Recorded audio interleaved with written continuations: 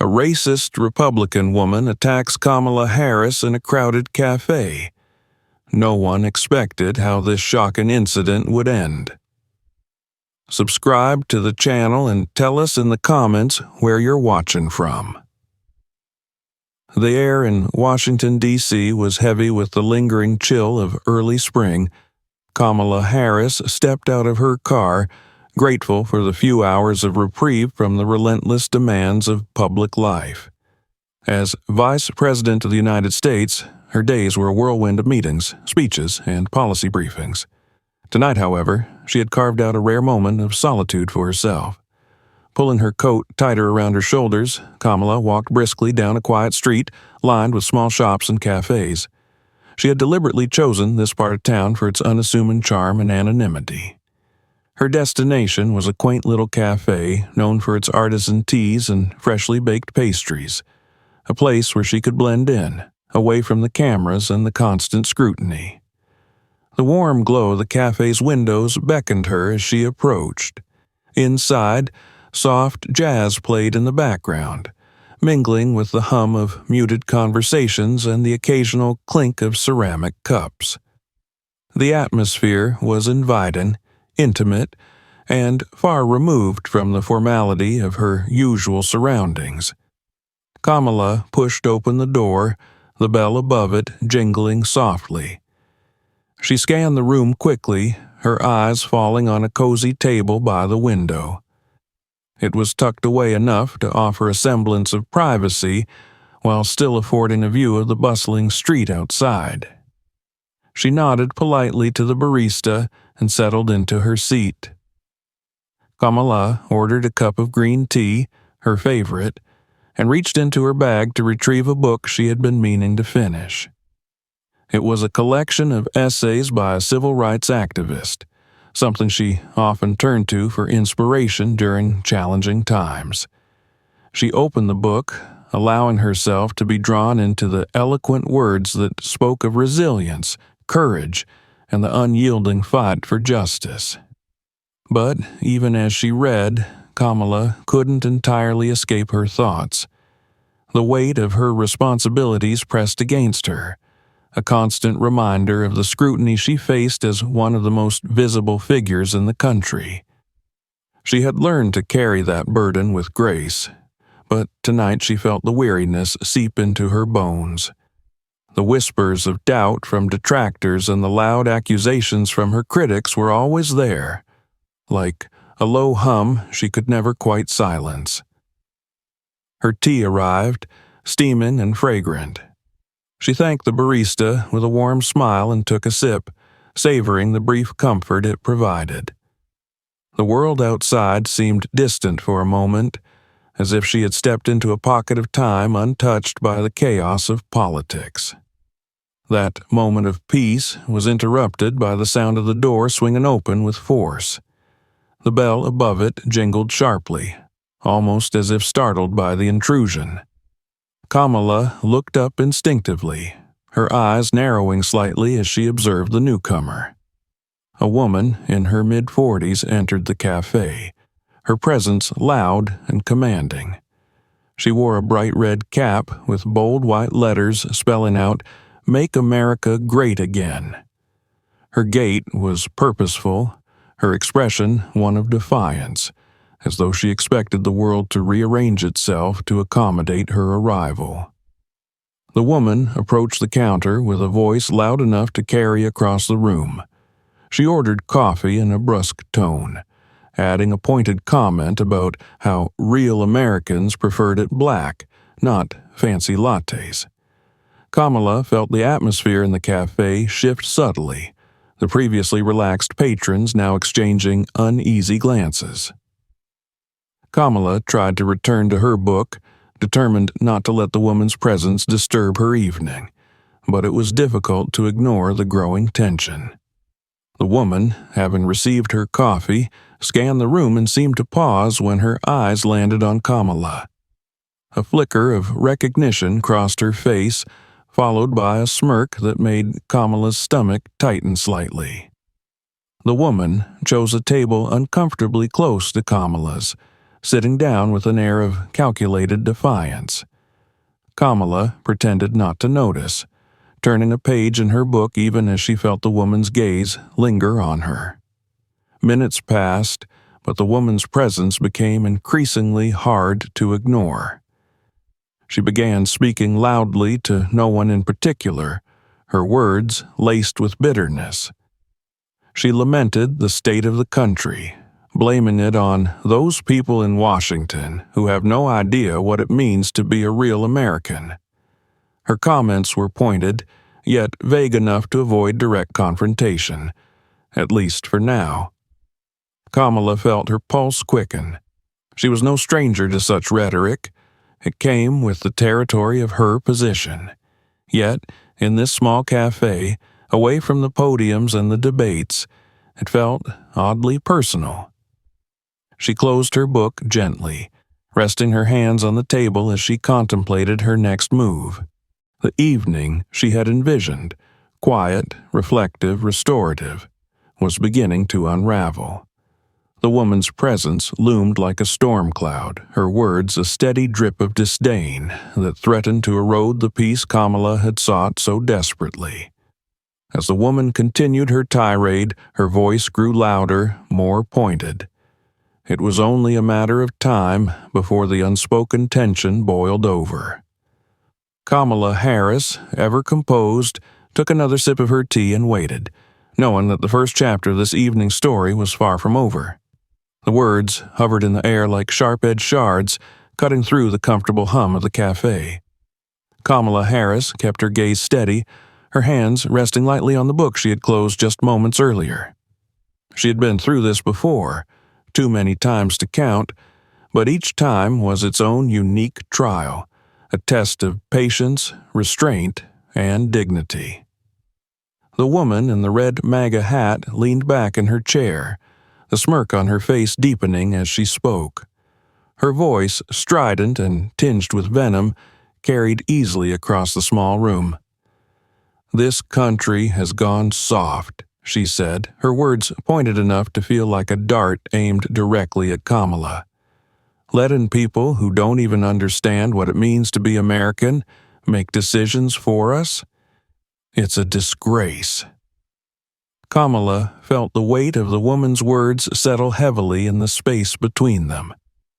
She noticed how other patrons shifted uncomfortably in their seats, avoiding eye contact with either of them. A young couple sitting near the counter exchanged nervous glances before focusing intently on their phones. The barista behind the counter pretended to clean a coffee machine, though her hands trembled slightly. Kamala could have ignored it, she told herself. She had mastered the art of selective deafness in the face of hostility, a skill honed over years in the public eye. But this wasn't a campaign rally or a televised debate. This was supposed to be her sanctuary, a brief moment of reprieve from the unrelenting scrutiny. The woman wasn't done. She leaned forward now, resting her elbows on the table as she directed her next comment toward Kamala without even looking at her directly. "Some people think they can just walk into positions of power, play the victim card, and expect the rest of us to bow down to them." Kamala's fingers tightened around the spine of her book, her knuckles whitening. The comment wasn't subtle anymore. It was an outright provocation. She glanced around the room again, her eyes meeting those of the young barista, who looked both apologetic and helpless. Kamala forced a small, reassuring smile before turning her attention back to the woman. "I'm sorry," Kamala said finally, her voice calm but firm. "Are you speaking to me?" The woman's smirk widened, her eyes lighting up with what could only be described as a perverse satisfaction. "Oh, I'm just speaking my mind," she replied, feigning innocence. "But if the shoe fits—" Kamala leaned back in her chair, her face an unreadable mask. She could feel the eyes of the other patrons on her now, their collective tension palpable. She understood what they were waiting for, how she would respond, whether she would escalate or diffuse the situation. For a brief moment, Kamala allowed herself to consider her options. She could ignore the woman entirely, pretending her words were nothing more than meaningless noise. She could stand up and leave, abandoning her tea and the few precious moments of solitude she had carved out for herself. Or she could engage, knowing full well that any response she gave would be dissected, analyzed, and perhaps even weaponized. "I'm here to enjoy my evening," Kamala said finally, her tone even. "I'd appreciate it if you could do the same." The woman let out a sharp laugh, loud and grating. "Enjoy your evening?" she repeated mockingly. "That's rich, coming from someone who spent her entire career ruining the evenings and lives of hard-working Americans." The remark hung in the air, heavy and accusatory.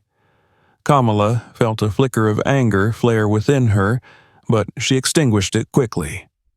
She had long ago learned that anger was a luxury she couldn't afford.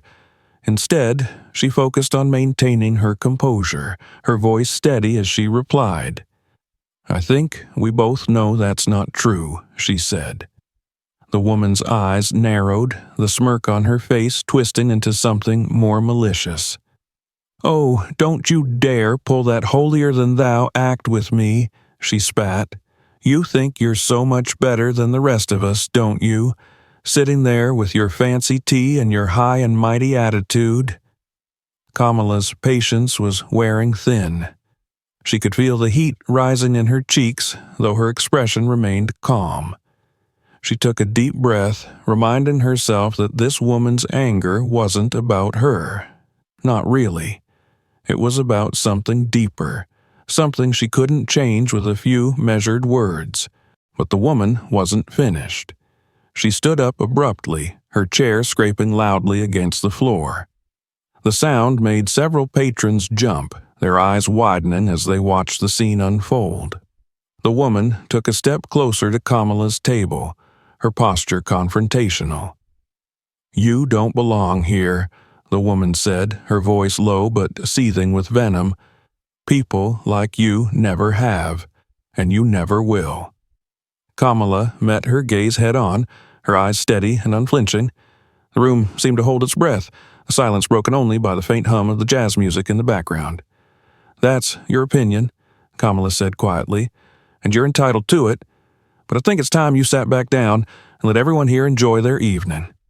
The woman's face flushed with anger, her hands balling into fists at her sides. "Don't you dare tell me what to do," she hissed. Before Kamala could respond, the barista stepped forward hesitantly. "Ma'am," she said, her voice trembling slightly, "I'm going to have to ask you to lower your voice. You're disturbing the other customers." The woman turned on the barista with a glare that could have cut steel. "Stay out of this," she snapped. "This has nothing to do with you." Kamala stood then, her movements calm and deliberate. She placed her book on the table and turned to face the woman fully. "She's right," Kamala said. "This isn't the place for this kind of behavior. If you have something you need to say to me, say it now, and let's be done with it." The woman seemed taken aback for a moment, as if she hadn't expected Kamala to stand her ground. But the moment passed quickly, and her anger flared even hotter. "You think you're so special," the woman said, her voice rising again. "You think you're untouchable because of who you are, but you're nothing. Just another fraud pretending to care about this country while you tear it apart." Kamala took a step closer, her expression unreadable. "You're entitled to your opinion," she said again, her voice steady. "But you're not entitled to disrupt this space or intimidate the people around you. So please, sit down, finish your coffee, and leave me in peace." The tension in the room was almost unbearable now. the other patrons frozen in place as they watched the standoff. The woman stared at Kamala, her chest heaving with anger, but she didn't move. For a moment, it seemed like the confrontation might end there, but Kamala knew better. The silence that followed was a fragile thing, like glass stretched too thin. Kamala Harris stood motionless, her calm exterior masking the storm of thoughts racing through her mind. The woman in the red MAGA hat continued to stare at her, her chest rising and falling with rapid breaths. The tension in the air was palpable, thick enough to make the other patrons shrink back into their seats. The cafe, once a sanctuary of soft music and murmured conversations, had become a stage for a confrontation that no one had asked for. The barista hesitated near the counter, her expression a mixture of fear and determination. A few customers exchanged nervous glances, while others avoided looking in Kamala's direction altogether, as if by ignoring the conflict they could will it out of existence. The woman didn't sit down. Instead, she took another step closer to Kamala, her fists clenched at her sides. "You don't get to tell me what to do," she said, her voice low and trembling with barely contained rage. "You don't get to stand there, acting all high and mighty, like you're better than me." Kamala didn't flinch. Her gaze remained steady, her body language calm yet firm. "I'm not acting like anything," she said, her tone measured, "but I won't tolerate being harassed, and neither will anyone else here. This is a public space, and you're making everyone uncomfortable." The woman laughed, a harsh, joyless sound that echoed through the cafe. "Uncomfortable?" she repeated mockingly.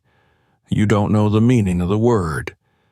People like me, we're the ones who've been made uncomfortable in our own country, while people like you—" She jabbed a finger toward Kamala, her voice rising with each word. "Come in and take everything we've worked for." Kamala could feel the heat of anger rising in her chest, but she forced herself to remain composed. She had dealt with this kind of rhetoric before, though rarely so up close and personal. The accusations, the vitriol, it was always the same, rooted in fear and ignorance. "I'm not going to argue with you," Kamala said. "You're entitled to your opinion, but I'm asking you to leave me alone." The woman's face twisted in fury. "Leave you alone?" she shouted. "You don't get to just brush me off like that. I've got just as much right to be here as you do."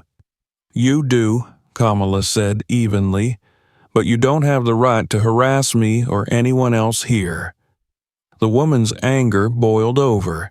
She lunged forward suddenly, her hand slamming down on Kamala's table. The force sent the empty teacup rattling, its fragile edges clinking against the saucer. Several patrons gasped audibly, and the barista took a step back, her hand hovering near the phone on the counter. "You think you're so untouchable," the woman spat, leaning in closer. Her voice dropped to a venomous whisper, audible only to Kamala. "But you're nothing. You're a fraud, riding on the coattails of people who actually built this country." Kamala stood her ground, her heart pounding in her chest. She could feel the adrenaline coursing through her veins, but she refused to let it show. "I'm asking you again," she said quietly but firmly. "Step back and leave me alone." The woman didn't step back. Instead, she reached out suddenly, grabbing the edge of Kamala's chair and yanking it sharply. The force made Kamala stumble, though she quickly caught herself. Around the room, the tension snapped into outright alarm. "That's enough," a voice called out. It was the young man who had been sitting near the counter, his phone in hand, capturing the incident. He stood up abruptly, his chair scraping against the floor. "You need to back off, lady." The woman turned on him, her eyes blazing. "Stay out of this," she snarled. This has nothing to do with you." "It has everything to do with me," the young man shot back. "You're harassing her, and it's not okay. I'm calling the cops." At the mention of the police, the woman hesitated, her anger momentarily giving way to uncertainty. But it was only a flicker, and soon the fury returned, hotter and more volatile than before. "Go ahead," she said, throwing up her hands. "Call them. See if I care. I've got nothing to hide. I'm just standing up for what's right, something people like you wouldn't understand." Kamala watched the exchange carefully, her mind racing as she tried to assess the situation. The woman was clearly unstable, her anger blinding her to reason. Confronting her further would only escalate things, but Kamala also knew that walking away now could be seen as a sign of weakness, both by the woman and by the onlookers who had witnessed the entire ordeal. As the young man began dialing his phone, the woman turned back to Kamala, her expression dark and menacing. "This isn't over," she said. Then, before anyone could react, she reached out and grabbed a fistful of Kamala's hair, yanking it hard. The pain was sharp and immediate, drawing a startled gasp from Kamala. Several patrons cried out in alarm, and the young man dropped his phone in his rush to intervene. "Let her go," he shouted, stepping forward and grabbing the woman's arm. The barista finally picked up the phone behind the counter, her hands shaking as she dialed 911. "We need help," she said urgently. "There's a fight in the cafe. Someone's been attacked." The woman released Kamala's hair with a sharp tug, shoving the young man away as she did. Kamala staggered slightly but remained on her feet, her hand instinctively going to her head where the woman had pulled her hair. The pain throbbed, but she refused to let it show on her face. "Are you okay?" the young man asked, his voice tight with concern. "I'm fine," Kamala said, though her voice was strained. The woman glared at both of them, her chest heaving with ragged breaths. "You're all against me," she said, her voice breaking. "This whole place. You're all against me." "Ma'am, you need to calm down," the barista said from behind the counter. "Don't tell me to calm down," the woman screamed, her voice cracking. "You don't know what it's like. None of you do." The sound of sirens in the distance brought a momentary pause to the chaos. The woman froze, her eyes darting toward the window. She seemed to realize, finally, that her actions had crossed a line. Kamala took a deep breath, her gaze steady as she looked at the woman. "It doesn't have to end this way," she said quietly. But the woman didn't respond. She stood there, trembling with anger and fear as the sirens grew louder. The door to the cafe burst open moments later, and 2 police officers stepped inside. "What's going on here?" one of them asked, his eyes sweeping over the scene. "She attacked her," the young man said, pointing at the woman in the red hat. The officers approached the woman cautiously. "Ma'am, we're going to need you to step outside," one of them said. The woman didn't resist. She let the officers lead her out of the cafe, her shoulders slumped and her expression a mixture of defiance and defeat. As the door closed behind them, the tension in the room finally began to dissipate. The barista put down the phone, her hands still shaking, and the young man picked up his fallen chair. Kamala sat down slowly, her body aching from the confrontation but her resolve unbroken. She looked around the room, meeting the eyes of the patrons who had watched everything unfold. "Thank you," she said softly, addressing the young man who had come to her aid. He nodded, his expression a mix of respect and admiration. "You handled that better than I ever could," he said. Kamala smiled faintly, though her mind was already racing ahead. thinking about the fallout from the incident and the steps she would need to take next. The door of the cafe closed behind the officers and the woman in the red MAGA hat, leaving a strained silence in their wake. Kamala Harris remained seated, her hands resting on the edge of the table, her body still braced for the tension that had filled the room moments before. The sirens outside faded into the distance, but the echoes of the confrontation lingered, like a storm that had left behind debris to be cleared. The young man who had intervened stood nearby, his expression a mixture of relief and lingering anxiety. "Are you sure you're okay?" he asked again, his voice softer this time. Kamala offered him a small, reassuring smile, though her hand instinctively brushed against the spot on her head where the woman had pulled her hair. "I'll be fine," she said. "Thank you for stepping in. That took courage." The man shrugged, looking almost embarrassed by the praise. "I couldn't just sit there and watch," he said, "but honestly, you handled it better than I did. I don't know how you stayed so calm." Kamala glanced around the cafe, noticing the way the other patrons were now watching her. Some looked guilty, as though ashamed of their inaction, while others seemed uncertain, unsure whether they should say something or simply move on. She had seen this before, the uncomfortable aftermath of a public confrontation where bystanders grappled with their roles as witnesses. The barista approached cautiously, her hands still trembling slightly. "Ma'am, I'm so sorry about what happened," she said, her voice barely above a whisper. "I should have called the police sooner." "You did what you could," Kamala replied gently, "and you made the right call when it mattered." The barista nodded, though she didn't look entirely convinced. "Can I get you anything? Another tea, maybe?" Kamala hesitated, then shook her head. "Thank you, but I think I've had enough excitement for one evening." She stood slowly, her body feeling the weight of the encounter now that the immediate danger had passed. She could feel the eyes of the other patrons on her as she gathered her belongings, their gazes heavy with unspoken questions.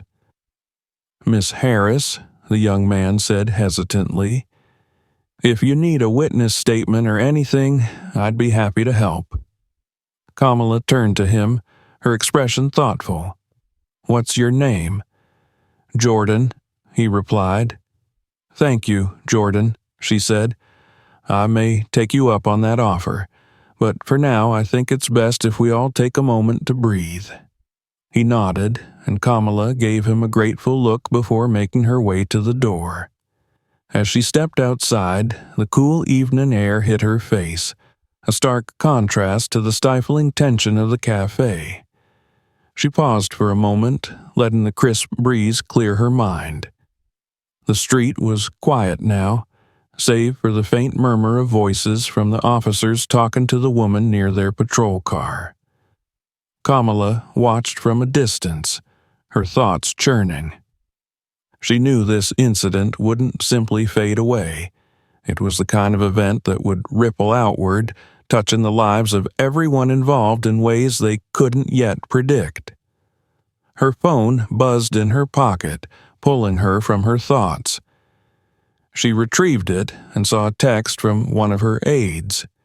"Everything okay? Just saw something online." Kamala frowned slightly, realizing that at least one person in the cafe must have captured the confrontation on video. She could already imagine the headlines, the social media debates, the endless cycle of commentary that would follow. This was the reality of her life, every moment, public or private, subject to scrutiny. For now, she decided not to respond. There would be time to address the fallout later, but first, she needed to process what had just happened. As she walked to her car, her mind drifted back to the confrontation. The woman's words echoed in her ears, sharp and bitter. "You don't belong here." The phrase carried the weight of centuries of prejudice, a sentiment that had been hurled at countless others who had dared to challenge the status quo. Kamala thought of her mother, an immigrant who had faced her own share of barriers and discrimination. She thought of the countless people she had met throughout her career, each with their own stories of resilience in the face of hatred and ignorance. This was a legacy she had inherited, a legacy of perseverance, of refusing to back down in the face of adversity. By the time Kamala reached her car, she had made a decision. This incident would not be just another viral video or fleeting news story. It would be a catalyst for action. She drove home in silence, her thoughts focused on the steps she would take next. The confrontation had revealed not just the depth of division and anger that still plagued the country, but also the courage of individuals like Jordan, who had chosen to stand up against it. When she arrived home, she sat at her desk and began drafting a plan. She would organize a series of town hall meetings, starting with the community where the cafe was located. These meetings would be a space for dialogue, a chance for people to share their stories and confront the issues of prejudice and hate that had surfaced so starkly that evening. She would also reach out to legal experts and activists to discuss strengthening protections against hate crimes. The incident at the cafe was a reminder of the real physical dangers that could arise from unchecked bigotry, and Kamala was determined to address it head-on. As the night wore on, Kamala found herself thinking about Jordan again. His willingness to intervene had been a bright spot in an otherwise dark encounter. She decided to contact him the next day, not just to thank him again, but to invite him to be part of the initiative she was planning. His voice, and the voices of others like him, would be crucial in shaping the conversations that needed to happen. By the time she finally went to bed, Kamala felt a sense of clarity and purpose. The confrontation at the cafe had been a stark reminder of the work that still needed to be done, but it had also reaffirmed her commitment to that work. She had faced hate and ignorance before, and she would face it again, but she would not let it define her or the country she served. As she drifted off to sleep, her thoughts returned to the cafe, to the faces of the people who had witnessed the incident. She hoped that, in the days to come, they would find their own ways to reflect on what had happened, and perhaps, like her, they would choose to turn that reflection into action. The morning light crept through the windows of Kamala Harris's office as she prepared for the day ahead. Her coffee sat untouched on the desk, the steam curling into the air like a silent reminder of her unfinished thoughts. She had spent much of the previous night reflecting on the incident at the cafe, drafting plans and making notes about the steps she needed to take. Today was the day to put those plans into action. Kamala's aide, Mira, entered the room with a tablet in hand and a concerned expression. "The video's everywhere," she said without preamble. "It's trending on social media, and every major news outlet is picking it up." Kamala glanced at the screen Mira held out. The grainy footage showed the woman in the red MAGA hat towering over her, shouting and gesturing wildly. The audio was clear enough to capture the venom in the woman's words, as well as Kamala's measured responses. The clip ended with the police leading the woman out of the cafe, her face contorted with rage. Kamala sighed. "I expected as much," she said, her tone calm but thoughtful. "What's the public reaction?" Mira hesitated. "It's divided," she admitted. "Most people are supporting you, calling you a role model for how you handled the situation. But there's also a lot of vitriol. People claiming it was staged, that you provoked her, even that the police response was excessive." Kamala nodded slowly, her expression unreadable. She had long ago accepted that her every move would be scrutinized and politicized.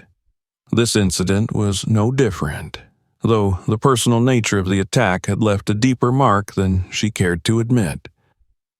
"Set up a press conference for this afternoon," Kamala said. "I want to address it directly." Mira looked surprised. "Are you sure?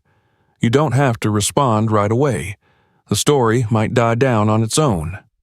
"It won't," Kamala said firmly, "and even if it does, the underlying issues won't. This is bigger than me or that woman in the cafe. It's about what we stand for as a country." By the time the press conference began, the room was packed with reporters, their cameras trained on Kamala as she took the podium. She stood tall, her hands resting lightly on the edges of the lectern. The room buzzed with anticipation, the air thick with the weight of unspoken questions. "Good afternoon," Kamala began, her voice steady.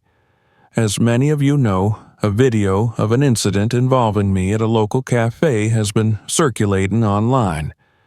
I want to take this opportunity to address what happened, but more importantly, to talk about what it represents." She paused, her eyes sweeping over the room. The woman in that video was angry. Her words were filled with hate and fear, and her actions crossed a line that should never be crossed. But this isn't just about her. It's about the deeper divisions in our country, the pain and mistrust that fuel moments like these. Kamala's voice grew stronger as she continued. "I've faced this kind of hatred before. So have countless others who look like me, who believe in the values of equality and justice. But I refuse to let that hatred define me, or us. We are better than this, and it's time we prove it." The room was silent as her words settled over the crowd. Then the questions began, rapid fire and relentless. Kamala answered them with the same calm resolve she had shown in the cafe, refusing to be drawn into speculation or defensiveness. When the press conference ended, Kamala returned to her office, feeling both exhausted and energized. She had done what she could to shift the narrative, to turn a moment of conflict into an opportunity for reflection and action. But she knew there was still much more to be done. Over the next few days, Kamala threw herself into her work. She met with community leaders, activists, and legal experts to discuss ways to address the rising tide of hate crimes and discrimination. She announced plans for a new initiative called United We Stand, aimed at fostering dialogue and building bridges between divided communities. One of her first calls was to Jordan, the young man from the cafe. "I wanted to thank you again," she said when he picked up, "and to ask if you'd be willing to be part of this initiative. Your courage that night made a difference, and I think your voice could make an even bigger difference now." Jordan sounded surprised but honored. "Of course," he said, "I'd be happy to help." As the days turned into weeks, Kamala's efforts began to gain traction. The incident at the cafe became a rallying point for conversations about race, privilege, and the importance of standing up against hate. Town hall meetings drew diverse crowds, with people sharing their stories and listening to perspectives they had never considered before. But not everyone was receptive. Kamala received her share of backlash, from angry letters to veiled threats. She knew it came with the territory, but it was still a sobering reminder of the resistance to change. One evening, as she reviewed the progress of the initiative, Kamala received a call from the cafe owner. "I just wanted to thank you," the woman said, her voice filled with emotion. "What you did that night. It's inspired a lot of people, including me. We're planning to host a community event here next month to bring people together and talk about these issues." Kamala felt a warmth spread through her chest. "That's wonderful," she said. "Let me know how I can help." The conversation left her feeling hopeful, a reminder that even small acts could spark meaningful change. But the most surprising development came weeks later, when Kamala received a letter from the woman in the red MAGA hat. The handwriting was uneven, the words hesitant. "I'm writing to apologize," it began. "I don't expect you to forgive me, but I wanted you to know that I've been thinking a lot about what happened. I was wrong. I let my anger and fear control me, and I took it out on you. I'm sorry." Kamala read the letter twice, her emotions a complicated mix of relief, skepticism, and a cautious sense of hope. She knew that one letter didn't erase the harm that had been done, but it was a step, a small but significant step toward understanding and healing. As she folded the letter and placed it in her desk drawer, Kamala felt a renewed sense of purpose. The road ahead was long and uncertain, but she was determined to walk it, one step at a time.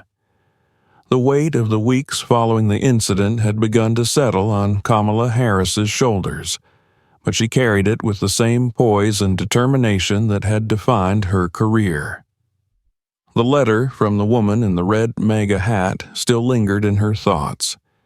It had been an unexpected turn in a story marked by anger and division, and, while it didn't absolve the woman's actions, it offered a glimmer of hope that even the deepest divides could be bridged.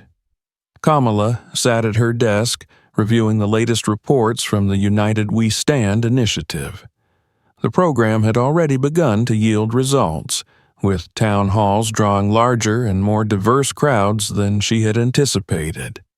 People from different backgrounds were sharing their experiences, sometimes clashing, but often finding common ground in unexpected places.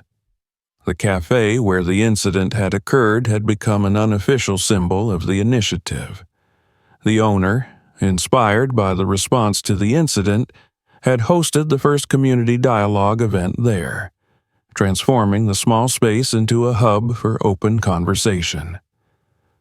Kamala had attended the event, sitting quietly in the corner as patrons discussed topics ranging from systemic racism to the importance of empathy. It had been a humbling experience, one that reminded her why she had chosen public service in the first place. Her thoughts were interrupted by a knock at the door. Mira stepped in, her expression both cautious and excited. "You have a visitor," she said. "It's her." Kamala frowned slightly, unsure of what Mira meant. "Her?" "The woman from the cafe," Mira clarified, her tone carefully neutral. "She's here to see you." Kamala leaned back in her chair, processing the information. The idea of seeing the woman again stirred a mix of emotions: curiosity, apprehension, and a cautious sense of possibility.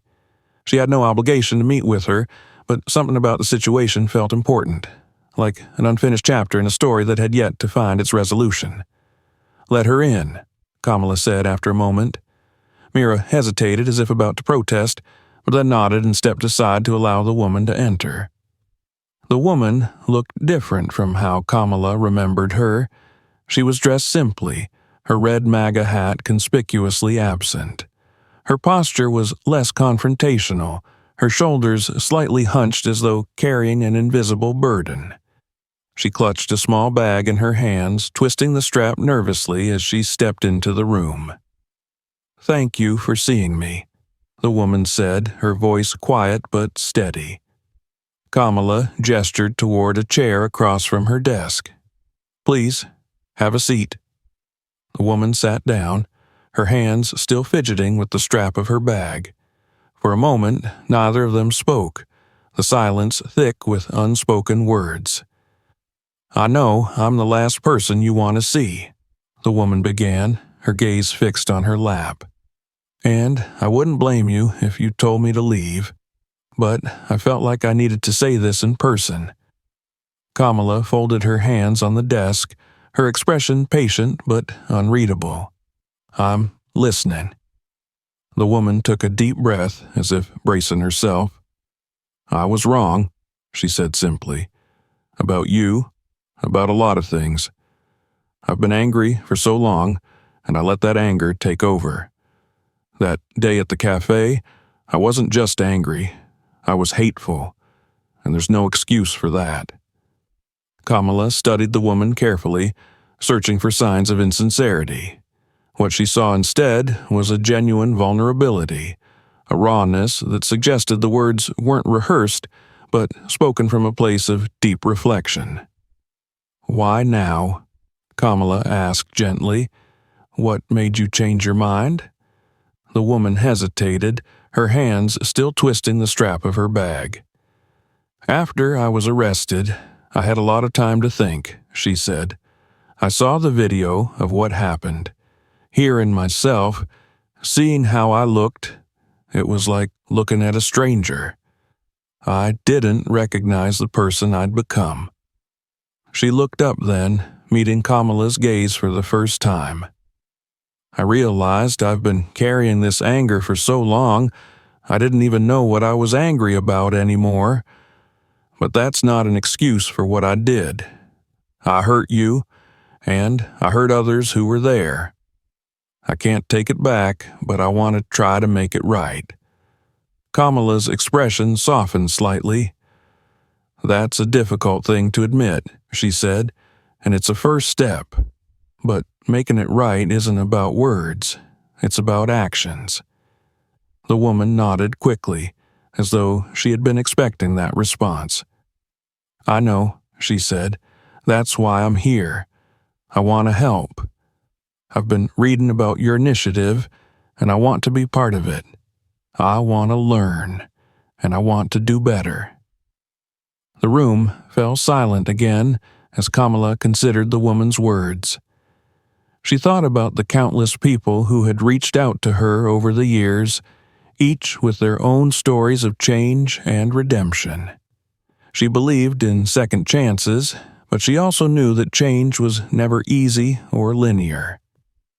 "You're asking to be part of something that requires honesty and vulnerability," Kamala said finally.